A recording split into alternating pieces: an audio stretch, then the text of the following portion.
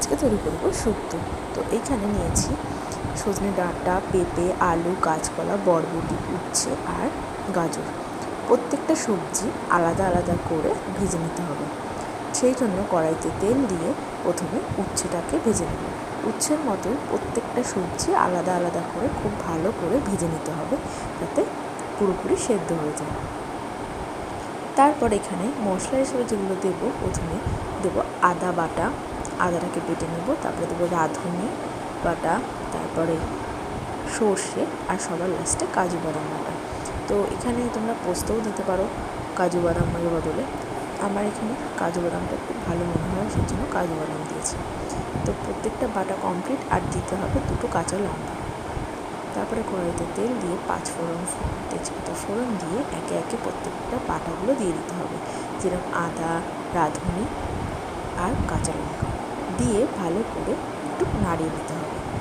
দিয়ে দিতে হবে পরিমাণ মতো লবণ।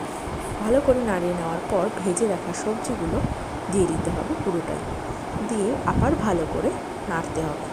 ভালো করে কিছুক্ষণ নাড়ার পর একটি বাটিতে আলাদা করে একটু জল গরম করে আমল দুধ গুলিয়ে নিয়েছি কিছুটা পরিমাণ। সেই আমল দুধটা পুরোটুকু দিয়ে দিতে হবে। এখানে কিন্তু কোনো রকম জল ইউজ করছি না, পুরোপুরি দুধটাই দিয়ে দিতে হবে।